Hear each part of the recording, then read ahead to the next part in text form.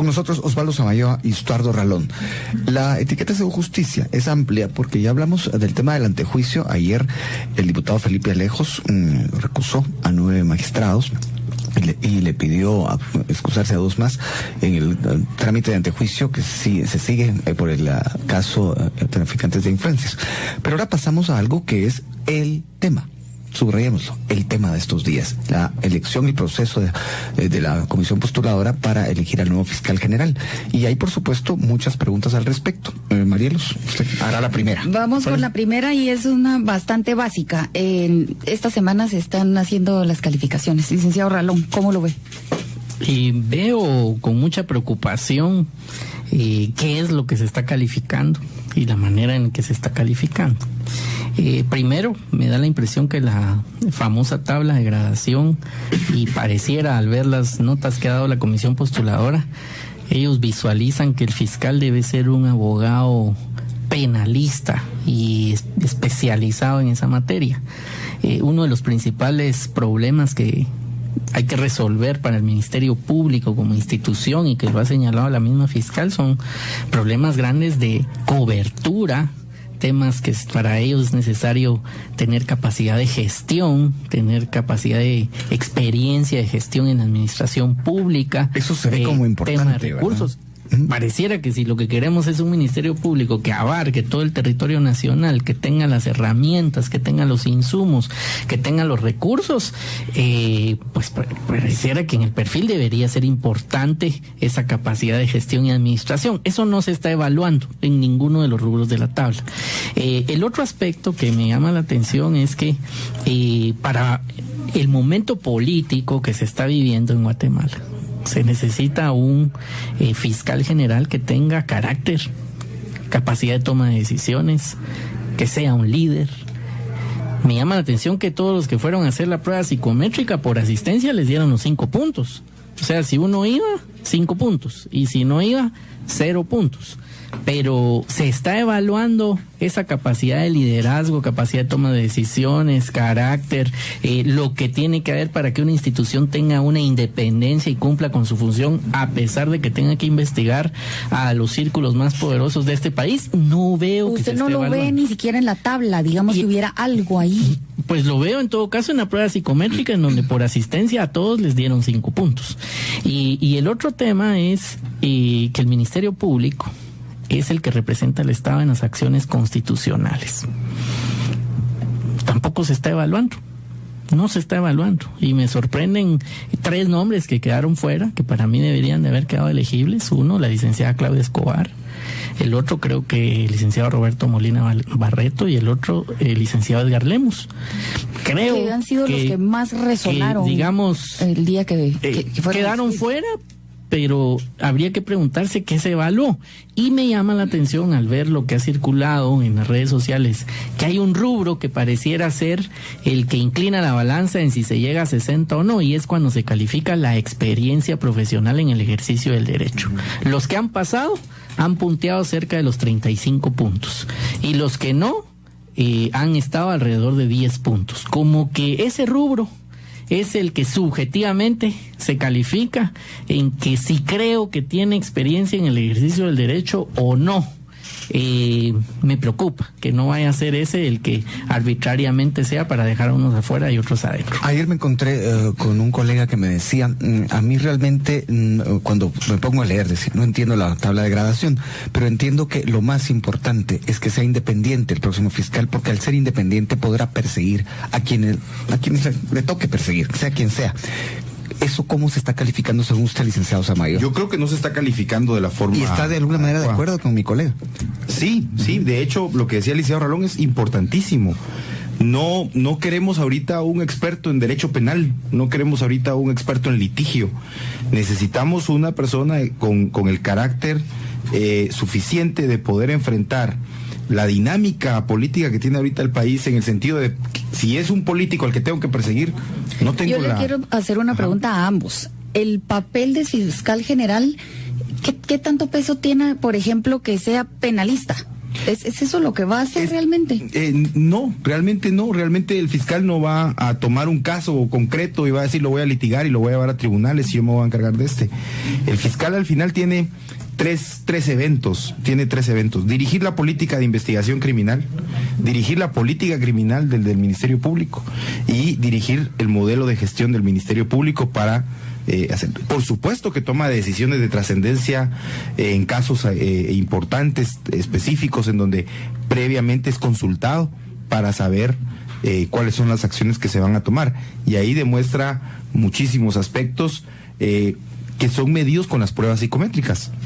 Y entonces, si por el hecho de haber llegado a hacer la prueba psicométrica ya tengo 5 puntos, quiere decir que todos esos aspectos no fueron evaluados o tomados en cuenta. Esa es una primera cuestión que la tabla de gradación nos muestra. Es una debilidad en cuanto a los criterios para poder obtener ese punteo. ¿Qué quiero decir además? Que no estoy buscando tanto qué tantos títulos académicos tengo en la rama específica, como todo ese respaldo curricular, esa historia de vida, en cuanto a poder tener independencia, en cuanto a poder tener un manejo adecuado de una gestión institucional, en cuanto a poder desarrollar procesos de dirección independientes, imparciales, y con la claridad de que voy a tener que enfrentar situaciones en donde si me toca llevar al presidente a un antejuicio, lo tengo que hacer sin ninguna prudencia. Eso parece no estar en la discusión de los comisionados, y entonces empezamos a ver una simple, y es que aquí es donde se vuelve un poco insultativo al intelecto. Se hace una tabla y a pesar de haber tenido mayor punteo una persona, no va a quedar integrando posiblemente el listado de los 6. Y entonces, ¿para qué hicimos la tabla? Y hay otro elemento, hay 2 impedimentos o tachas o como los quieran llamar, que fueron aceptados por la comisión de postulación. Y casualmente es contra 2 de los aspirantes que sí sacaron más de los 60 puntos, entonces continúan en el proceso. ¿Cómo lo ve el licenciado Ralón? Mira, el tema de las tachas, siempre he opinado que quien las presente debe de presentar todas las pruebas, y obviamente quien razona si fue superada la tacha, no debe ser ampliamente razonado y justificado porque la pasó. Hay tachas, digamos, relativas a que incluso tocan aspectos de fondo, sin tratar de personalizar, pero una de las tachas a uno de los candidatos era si había utilizado correctamente o no algunos fondos para trasladarse, algún viaje o algo que no eran precisamente un aspecto meramente académico. Pues si estamos hablando de eficiencia en capacidad de gestión, transparencia, el que el Ministerio Público se transforme a una institución de total cobertura, ese es un tema de gestión de fondo que tiene que ver con los recursos. No vi una discusión en las transmisiones que han habido en línea, en vivo, donde se argumentara por ninguno de los comisionados, porque eso también hay que decirlo, que puede ser que alguien no sea mayoría, pero esa es la oportunidad de razonar el voto, de hacer una diferencia, de señalar esos puntos. Si queremos una Guatemala diferente, cada quien en el rol que nos corresponda hacer, actuemos de una manera consistente a señalar lo que hay que señalar. No callemos más, porque esos silencios, esa inacción nos lleva posteriormente a tener resultados nefastos como hemos tenido en otras ocasiones. Tenemos que ir a la pausa, pero vamos a leer algunos mensajes. Emilio Estrada dice: me parece irrisorio que para ser presidente de la República no se necesiten tantos requisitos como la tabla de gradación de la postuladora, que está hecho, según nos dice el oyente, para eliminar a algunos. Raúl, por su parte, opina así: la subjetividad de la comisión de postulación está más jalada que el penal de ayer. La forma de otorgar o de negar puntos es casi antojadiza. Y en mi WhatsApp personal tengo aquí a Maynor, que manda a decir lo siguiente: bueno, fácil es hablar de la comisión de postulación, lo complicado es estar ahí, y no será que no hemos hecho un buen análisis de la tabla de gradación. Rápidamente, licenciado Samayoa, antes de irnos a la pausa. Yo creo que hay muchas personas que no solo nosotros hemos ya visto la tabla de gradación, hay aspectos que no logramos comprender cómo llegaron, digamos, a estar ahí. Y solo mencione uno. ¿Perdón? Menciona uno de esos aspectos. Bueno, el aspecto, lo que pasa es que sí tenía desarrollado el tema psicométrico, por ejemplo, pero al final le dieron 5 puntos a todo el que llegó ya. Entonces, ¿cómo puedo extraer de esa por prueba? asistencia casi? Sí. Sí, bueno, el licenciado Ralón lo dijo. ¿Y en su caso, licenciado? Yo creo que la labor del Ministerio Público, alta, digamos, quien sea el jefe, no va a ir a tribunales a evacuar audiencias ni a litigar. Entonces se tiene que evaluar su capacidad de gestión, su independencia, obviamente su liderazgo, su capacidad de toma de decisiones, y tiene que tener conocimientos, obviamente, como todo abogado, de materia. No puede ser ajeno completamente a ciertas materias, pero por ejemplo el ramo constitucional, la ley dice, al Estado de Guatemala en las acciones constitucionales lo representa el Ministerio Público. No he escuchado en una discusión de los comisionados que hayan señalado este tema, y tampoco aparece en la tabla. En la tabla no aparece, y pareciera que los que han tenido en ese ejercicio profesional punteo bajo ha sido porque no tienen conocimientos penales, pero la otra materia pareciera que la ignoran. Es una función del Ministerio Público.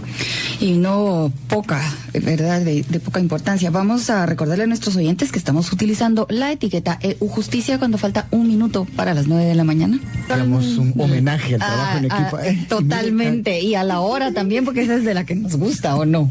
Sí, era tal el homenaje que le hacíamos al trabajo en equipo aquí con los invitados que entramos juntos al micrófono, María. Yo sé. Bueno, lo bueno es que no cantamos ni hicimos ninguna cosa así horrorosa. Son las 9:10. 9:10. Aquí estamos con una etiqueta que es EU Justicia. Ahora estamos hablando, y lo hemos hecho ya por 2 bloques, de la elección de fiscal general, del tema de la postuladora, la tabla de graduación, todo lo que esto conlleva. ¿Cuáles son las verdaderas aptitudes que hay que estar observando en el que vaya a ocupar la silla de Telma Aldana? Están con nosotros Osvaldo Samayoa, Estuardo Ralón y usted por medio de los mensajes. Mayelos tenía varias preguntas. Empieza con sí, bueno, tengo varias, pero había una que surgía un poco de lo que ellos mismos nos decían, nuestros invitados esta mañana, de cómo se había estado dando este tema, y algo que nos trae a los procesos anteriores en donde se marcó muy intensamente el trabajo de operadores que había por un lado o por otro. ¿Hay en este momento operadores haciendo ese trabajo? Comenzamos con usted, licenciado Samayoa. Yo creo que siempre los hay. Lo que pasa es que hay nuevas formas de hacer todo este tipo de trabajos, y siempre lo hay. También es importante que una persona pueda presentarse, digamos, frente a los demás. La forma es que no haya en este trabajo ofrecimientos por fuera de la presentación, sino que ofrecimientos que ya van a favorecer otro tipo de situaciones. Ahora, es innegable que el haber abierto las comisiones de postulación en el año 2009 para hoy, la sociedad también ha ganado muchísima experiencia en fiscalización, y eso ha permitido también ir señalando todos los vicios que se dan e ir cambiando este tipo de prácticas. Lo que tenemos que hacer es cómo seguimos fortaleciendo estas capacidades y seguimos haciendo que los procesos cada vez sean más transparentes, al punto de que no se ven, no se preste a ningún juego de operadores que puedan tener intereses oscuros o espurios en esto. José Rodríguez pregunta, ¿ustedes no creen que esta comisión de postulación es lo más imparcial que podemos tener, considerando que sus integrantes electos no tienen un interés común más allá que seleccionar a los mejores candidatos? No voy a leer más, me quedo con la pregunta. ¿Qué dice licenciado Ralón? Y se ha cuestionado el sistema de comisiones de postulación, no solo en esta oportunidad, sino también en otras. Sin duda se han recomendado mejoras en virtud de que no se ha cambiado el sistema, y tiene muchos defectos. Uno de ellos es que, digamos, al presentar a alguien una postulación y llena ahí cuáles son su experiencia, su perfil y todo, pues no hay realmente bases de datos que permitan a un comisionado saber, por ejemplo, si toda esa información es verídica, relacionada a muchos de los rubros que los mismos comisionados ponen en las tablas de gradación. Sin duda alguna, creo que el caso de alto impacto mediático que ocurrió, donde se señaló a unas personas de ser operadores en la comisión de postulación anterior, mandó un mensaje a esta comisión de postulación. Fue muy obvio, creo yo, que o por lo menos alguien que va a ocupar ese cargo, si días antes de empezar su labor ve en la televisión, en los medios, que había un operador que se reunía en apartamentos, lugares y demás con miembros de la comisión, manda un mensaje de que las cosas tienen que hacerse diferentes. Yo desconozco si hay o no operadores aún, pero sin duda alguna creo que ese es un caso que impactó y que pone en evidencia la fragilidad, la influencia que puede haber, y por eso yo insisto en el razonamiento de los votos de aquellos que quieren hacer bien su trabajo, porque cuando se razonan los votos... Una especie de que conste. Porque al estar razonando los votos se puede ir evidenciando si hay votos en bloque, si hay personas que siempre votan igual, bajo el mismo argumento, en bloque, y entonces uno puede evidenciar si hay bloque. Entiendo que han habido algunos razonamientos en ciertos puntos, pero es el razonamiento del voto el que puede ir evidenciando si hay una correlación de fuerzas en esa comisión. Aquí hay un mensaje de Rosario en donde nos aclara que por favor leamos que los decanos de la San Pablo, de la Da Vinci, de la Marroquín, de la San Carlos y de la Landívar razonaron su voto cuando se dio la nota final al magistrado Lemus Orellana, porque consideraron que se le debió sumar puntos por sus funciones como consejero del ente investigador. Y también Aragón agregó que en el examen de otros expedientes sí se le dio punteo por competencias penales y administrativas. Hay una pregunta también aquí que se la voy a plantear al licenciado Samayoa. ¿Cómo se entiende que haya personas que están buscando ser fiscal general y que en otros procesos sacan unas altas notas y ahora sacan bajas? Sí, es lo que hablábamos al principio, de no comprender bien cómo se hizo esta tabla de gradación. Creo que muchas organizaciones de sociedad civil lo plantearon, y el evento era: revisen esa tabla de gradación, no va a reflejar realmente lo que tiene que reflejar. Hagan un modelo, como les decía anteriormente, la experiencia desde el 2009 nos permitía tener incluso algunos criterios de propuestas de cómo puede ser considerada esta tabla de gradación, que finalmente no fueron tomados en cuenta. Entonces, no tiene una explicación lógica la respuesta que yo pueda dar al respecto, decir, bueno, se hizo esta tabla, pero al final no me refleja los punteos que tiene que reflejarse. Ahora, lo que decía el licenciado Ralón y que ya Marielos también puntualizaba, es un evento que puede salvar este evento, que es esos razonamientos, esos votos que hacen los comisionados, y que al final pueden abrir la puerta a discusiones más profundas a la hora de emitir o designar a estas 6 personas que deben ser presentadas al presidente de la República. Bueno, hay más, hablando de eso, del presidente de la República, que hay un mensaje de Griselda, dice: el problema es quién elige a quién y quién elegirá al próximo fiscal. Ahí preocupa la situación. Licenciado Ralón, ¿qué contesta a eso? Está hablando del presidente, evidentemente. Sí, creo que es por eso que el listado de 6 personas es fundamental. Recordemos que el presidente constitucional de la República, digamos, refiriéndonos a la institución y no a la persona que esté ocupando ese cargo, es quien manda la Constitución que haga la designación.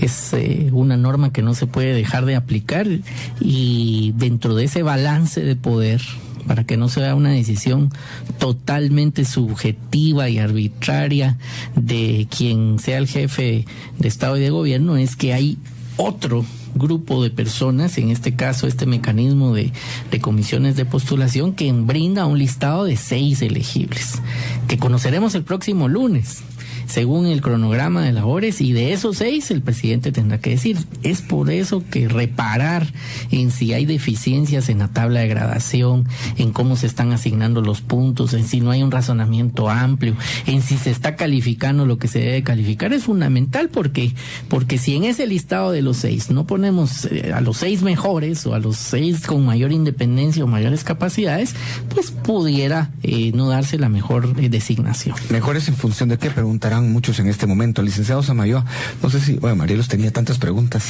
Bueno, tengo aquí una que no es pregunta, es un comentario casi divertido de Fernando, que dice: esa en realidad parece más una tabla de degradación.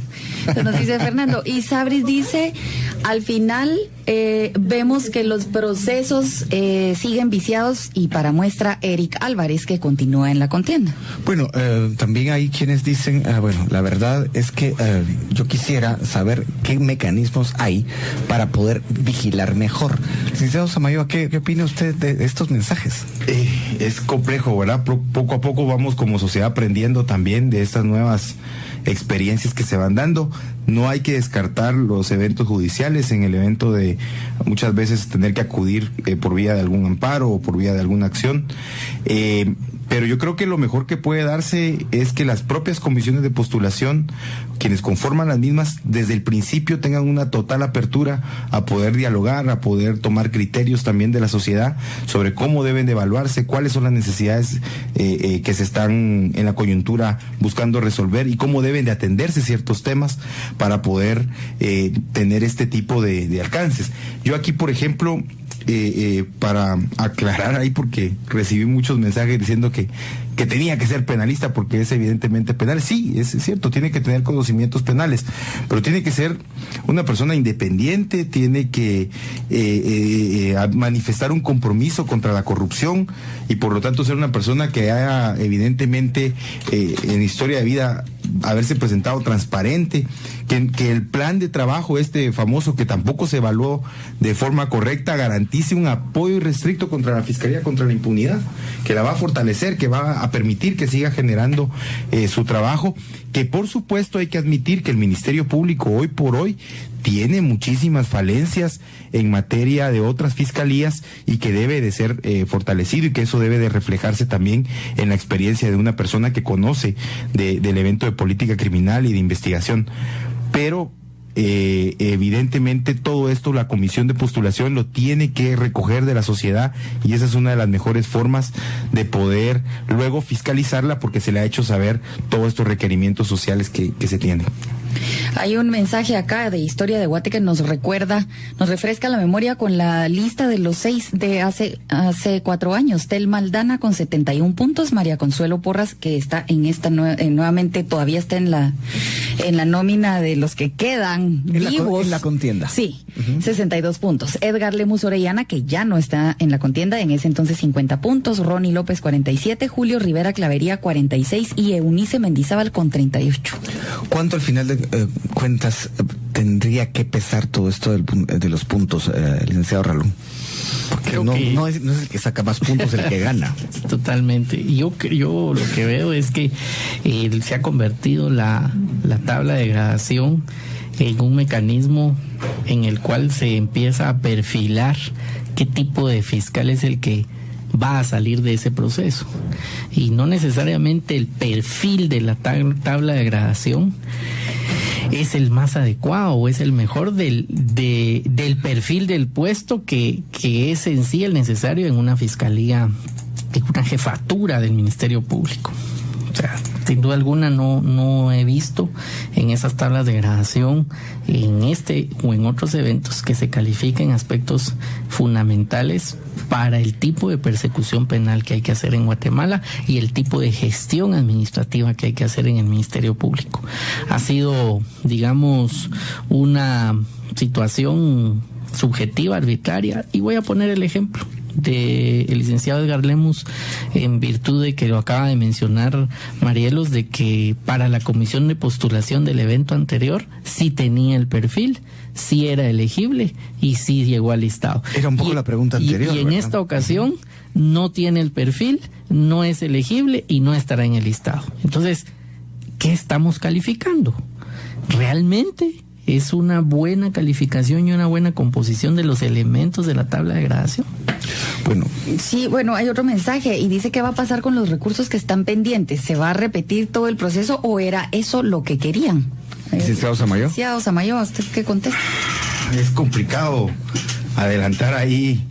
Pero hay recursos, ¿no? Que entiendo que hay 2, 3 recursos ahí interpuestos que están buscando traerse todo este proceso abajo. Hay una experiencia que nos sucedió en el 2010 a todos, ¿verdad? El tema del nombramiento que hacen de un fiscal y luego tener que repetirlo porque la Corte se trajo abajo todo ese proceso.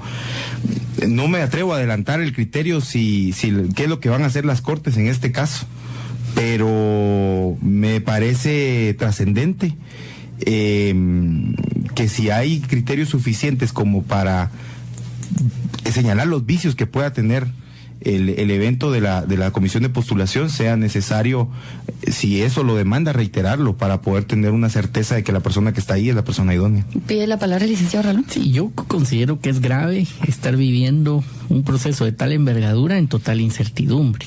Me parece que no está bien que la Corte de Constitucionalidad todavía no resuelva y sobre todo digamos, no le dé la urgencia que el tema merita. Si las acciones de amparo pendientes son notoriamente frívolas, improcedentes y todo, pues por darle certeza a este proceso de gran envergadura ya debiera de haber resuelto y desechado.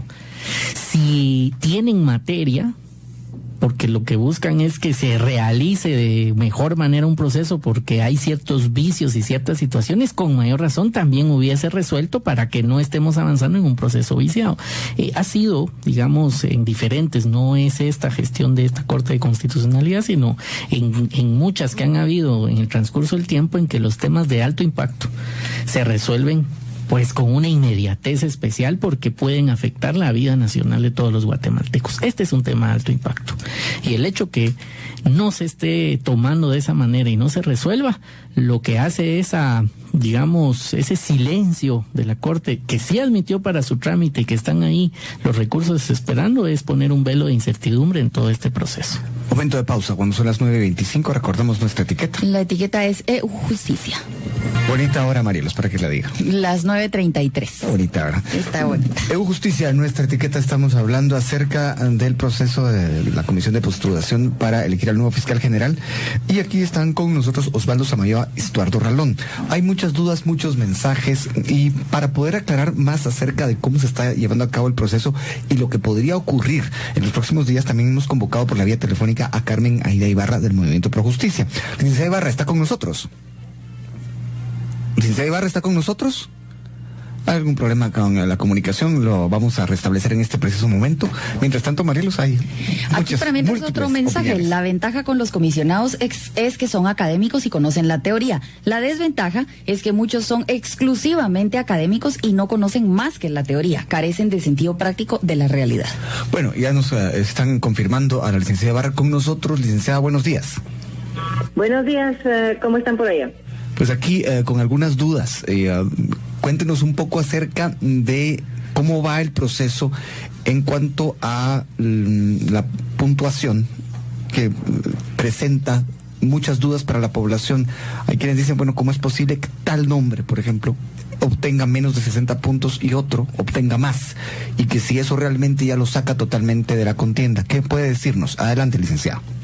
Bueno, hay dos cosas. La primera es que en este momento no podemos decir que están fuera de la contienda. Por lo siguiente, la comisión acordó considerar elegibles para integrar la nómina a quienes obtuvieran un punteo mayor a los 60 puntos. Pero hay varios escenarios que pueden afectar esa decisión. Primero, un amparo que creo que ya se presentó para evitar que la comisión de manera arbitraria decidiera poner ese punteo como mínimo para integrar la lista. Lo raro es que nunca se había interpuesto antes un amparo, una impugnación de esta naturaleza, cuando todas las comisiones han tomado decisiones a partir de un punteo mínimo. Incluso sobre la marcha han cambiado. En el año 2014, para Corte de Apelaciones habían acordado que el punteo mínimo para integrar la lista era de 48 y luego lo bajaron a 40 por gestión de algunos jueces que habían punteado menos de 48. Entonces, digamos que a lo largo de la historia, no sé si de todas las comisiones de postulación, pero sí de las del 2010 para acá, ha habido decisiones de la comisión de tener un punteo mínimo que les sirva de referencia. Pero eso puede modificarse si no hay suficientes aspirantes como para escoger 6. O puede ser que haya un amparo, ese es otro escenario, que los obliguen a tomar en cuenta y votar a todos, no solo a los que tienen más de 60 puntos. Luego está la situación que de pronto no haya votos suficientes para que ingresen a la lista de candidatos los que tienen más de 60 puntos y que tengan que ir hacia abajo. O sea, puede haber una decisión de la comisión de decir, miren, como hubo tantas personas que puntearon menos de 60, menos de 40, entonces bajemos un poco las expectativas. Pero bueno, entonces de momento está la decisión de la comisión de 60, vamos a ver al final de la jornada de hoy si modifican algo, porque ya lo siguiente es entrar a considerar la reconocida honorabilidad y la integración de la nómina, que está programada para el próximo lunes. Así que yo me atrevería a decir que de momento no hay nadie fuera. O sea, todos están calificados, algunos más, otros menos. Está la decisión de la comisión de considerar elegibles solo a los de 60, pero eso puede variar por los diferentes motivos que ya planteé antes. Y en cuanto a la forma de calificar, pues miren, es la tabla.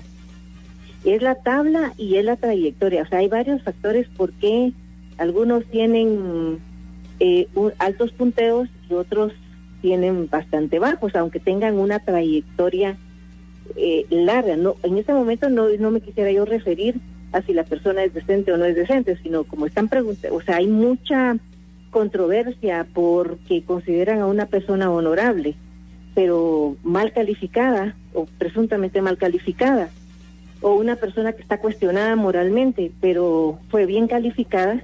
Entonces el asunto, lo que definió esto fue la tabla. Yo he estado observando la forma de calificar y yo me atrevo a decir que la comisión no ha estado robando puntos ni ha estado regalando puntos. Es decir, si la persona acreditó todo lo que la tabla pide,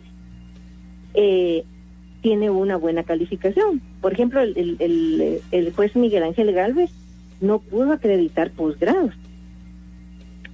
Entonces, ahí lo más que obtuvo fueron unos pocos puntos por cursos que ha dado, por docencia, ¿verdad? Pero todo su fuerte está en la trayectoria, porque ha trabajado en los diversos ámbitos, no solo en lo penal, sino también ha tenido cargos administrativos y experiencia administrativa, realmente, más que cargos, experiencia administrativa. Entonces, digamos que eso lo ayudó, pero como la tabla pide experiencia y trayectoria en lo penal, entonces quienes se han desarrollado, sobre todo en el área civil o en otras ramas del derecho, o en otras ramas de la administración de justicia, ahí salen verdaderamente afectados. En otras ocasiones, la tabla ha pedido experiencia como operador de justicia, como abogado litigante en cualquier rama del derecho. Entonces ahí entran todos. Pero en esta ocasión se pidió especificidad en justicia constitucional, materia penal, criminalística y derechos humanos, que son como las materias clave del MP, y luego la parte administrativa. Esto, entonces, el asunto de la tabla. Yo diría que en principio la tabla. Luego hay aspirantes que no elaboran de manera adecuada su expediente. Entonces no tienen cómo certificar o constatar que sirvieron docencia por más de 5 años, por ejemplo, en un posgrado, en tal universidad. Ponen en su CV que fueron docentes, pero no lo acreditan, entonces pierden los puntos de la docencia. Hubo ahora un aspirante que llegó a 57 puntos y llegó en el último momento, después de haber sido calificado, a pelear para que le recibieran una constancia emitida por saber qué personas de que sí tiene una maestría, pero ¿por qué no la incluyó? ¿Y le dieron los 60 puntos, licenciada Ibarra? ¿Perdón? ¿Y a ese aspirante le dieron los 60 puntos? No, porque no se puede. Él tuvo que haber incluido su posgrado en el expediente que presentó antes del 16 de febrero. A nadie se le recibió documentación posterior a esa fecha. Y hay en los últimos estertores del proceso, se acuerda que tiene maestría y la lleva, ya que le habían calificado con 57. Entonces, si así fuera, si se lo hubieran recibido, primero violarían la ley, porque la ley de comisiones de postulación establece que no pueden recibir documentación adicional. Y se violaría el principio de igualdad, porque entonces habría que recibirle a todos los que no se les olvidó incluir algún documento, ¿verdad? Ahora, licenciada Ibarra, le pedimos quedarse en línea un momento porque hay algo que usted dijo que nos llamó la atención y queremos que comenten nuestros panelistas. Sí, usted dijo que por el momento no había nadie fuera. Yo quisiera preguntarle a los dos panelistas qué opinan de esto. Licenciado Samayoa, empecemos con usted. Bueno, me parece que es lo que hablábamos hace un momento, ¿no? El factor determinante, una tabla que no está realmente reflejando lo que esperaríamos que refleje, pero además, ¿cómo puede la tabla excluir a todas las personas sin que exista un criterio objetivo de cuál es esa razón de la que la voy a excluir? Entiendo perfectamente que hay un momento en donde dice tiene que haber un punteo mínimo, pero el punteo de 60 a lo que hemos venido viendo o las experiencias anteriores pareciera ser un punteo muy alto versus la forma en que se calificó en la tabla o cómo se obtienen los punteos. Lo que yo entiendo de la licenciada Ibarra, entonces, aunque no hayan alcanzado los 60 puntos, todavía no están fuera y son elegibles. Pues por la interposición de este recurso, ¿no? Sí, bueno, voy a decir en la parte teórica y en la parte práctica.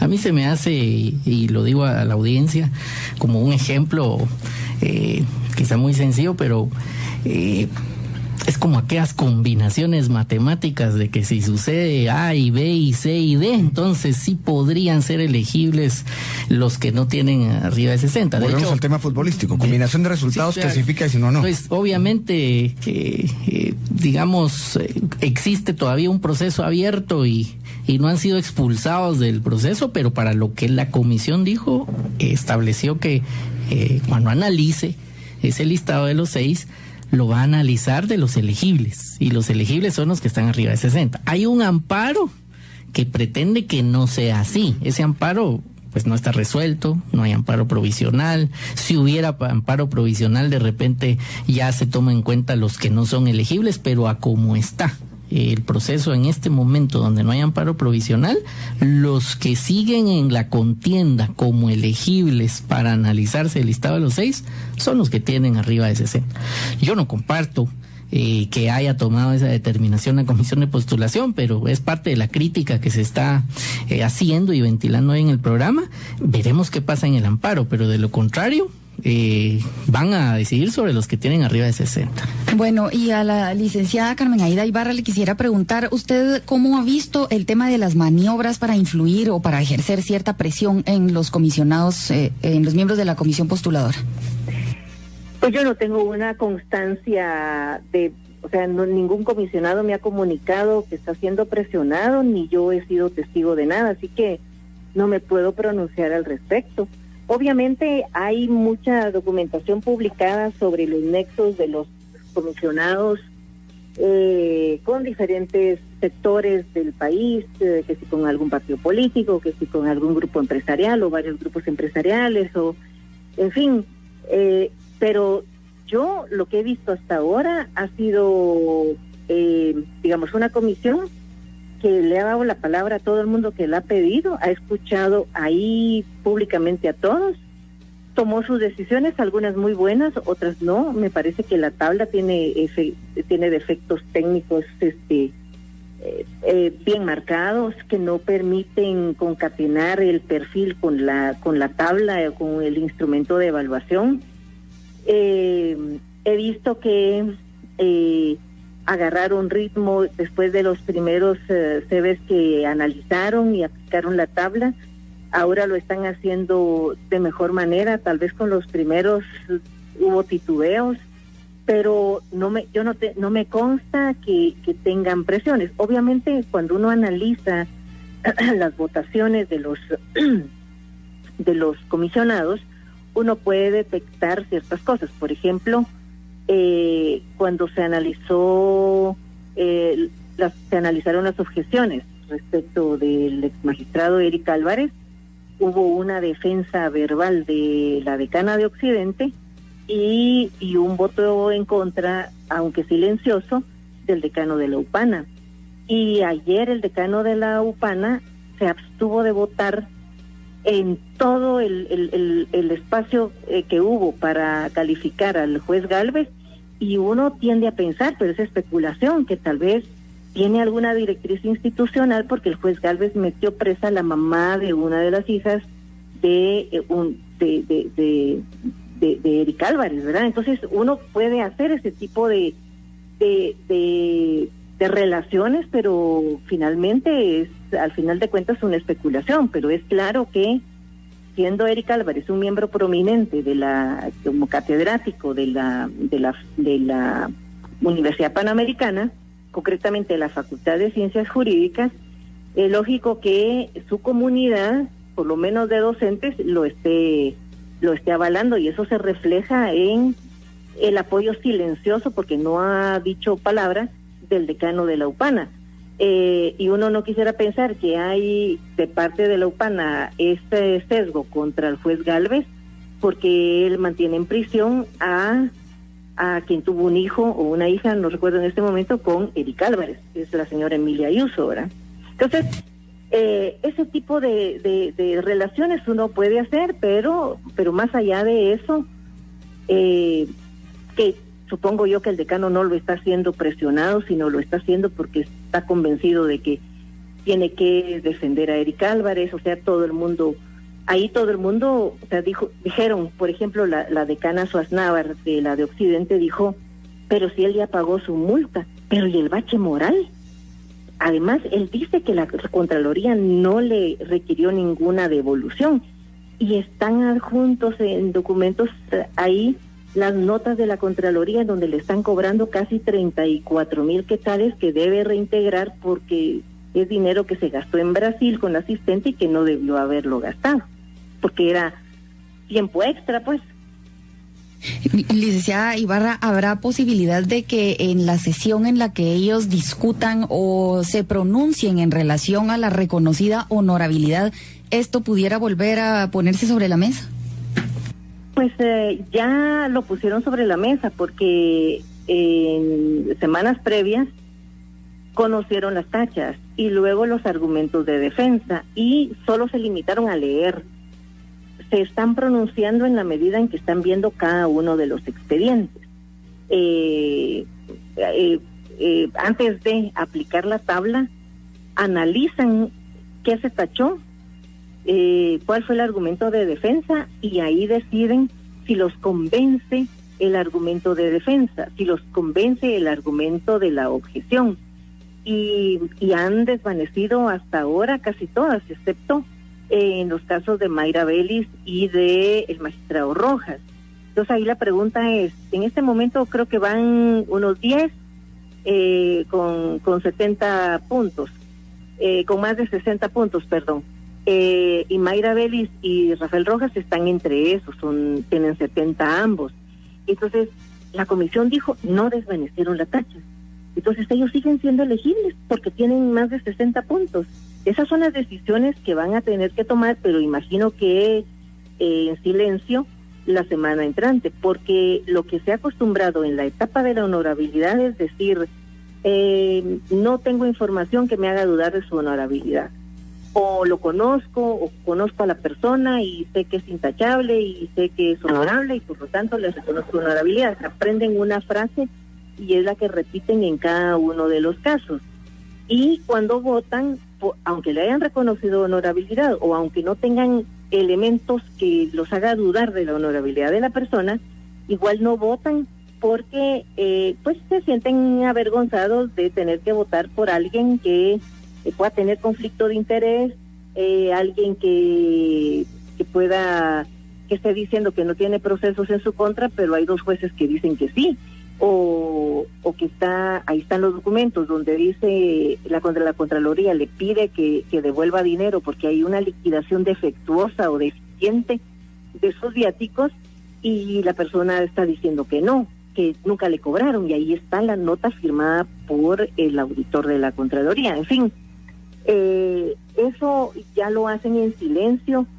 Históricamente los comisionados, desde que son públicos los procesos, se han abstenido de no reconocerle honorabilidad a alguien en público, y decir por qué, porque temen ser llevados al Tribunal de Honor o ser llevados a una cuestión penal por difamación y calumnia o lo que sea, ¿no? Licenciada Ibarra, gracias por haber aceptado esta llamada telefónica. Vamos a ir rápidamente a la pausa para darle la palabra a nuestros panelistas para que den una conclusión.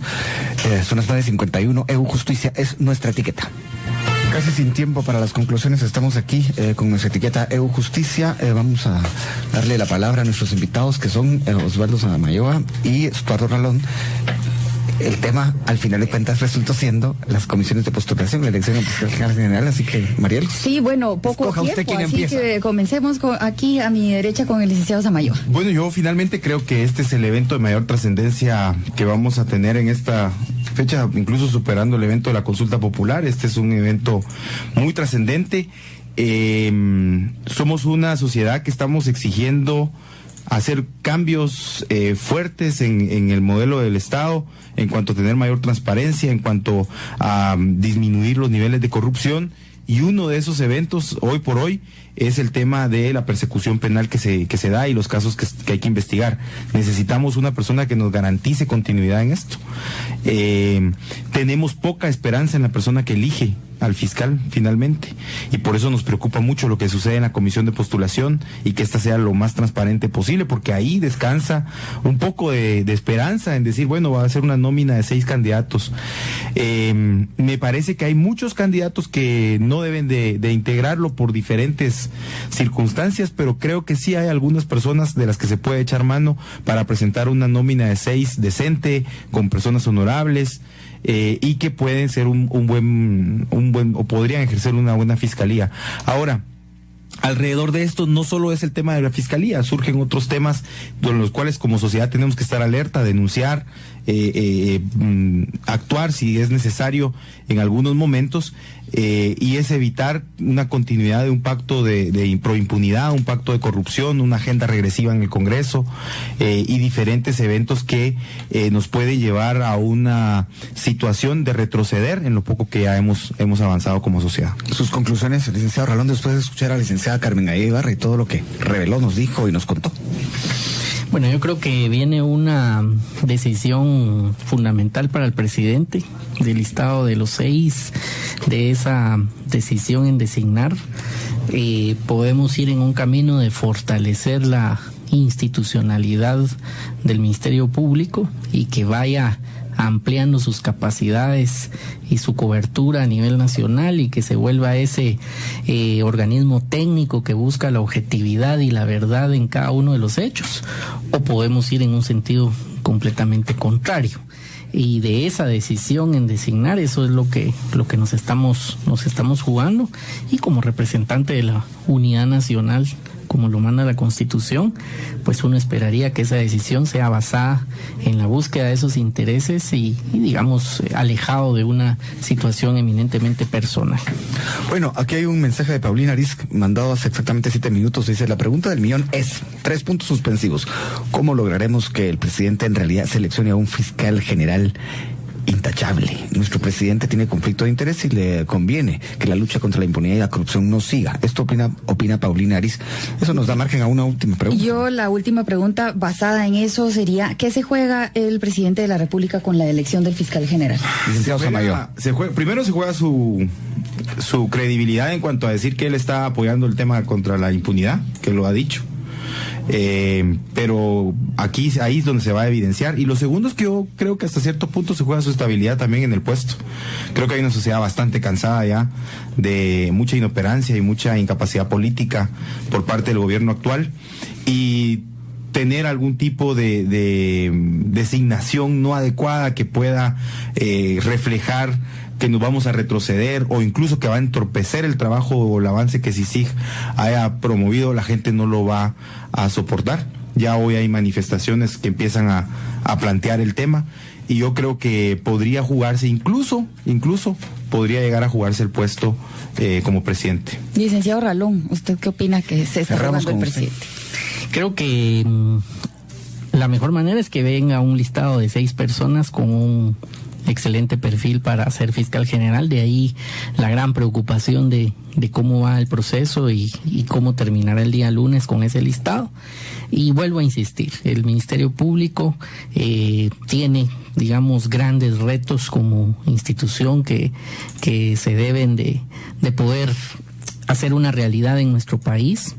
Su independencia funcional, sus capacidades técnicas, su cobertura a nivel nacional son aspectos que tienen que tener una línea de continuidad de trabajo, y eso será lo que el nuevo fiscal debe hacer. Así que, sin duda alguna, esperamos que el listado sea de 6 excelentes perfiles y que el presidente pueda designar a cualquiera de ellos. Es decir, ¿cuál es la mejor manera de que elijamos al mejor? Pues que se le presenten las 6 mejores opciones al presidente. ¿Y qué se juega el presidente según usted en ese sentido? Yo creo, lo mencionaba, o ser un actor que contribuye a ese fortalecimiento institucional, o que vayamos en un retroceso. Bueno, hasta aquí llegamos hoy con la charla en la primera hora, gracias al licenciado Estuardo Ralón, al licenciado Osvaldo Samayoa, también a la licenciada Carmen Aida Ibarra, que nos respondió por la vía telefónica.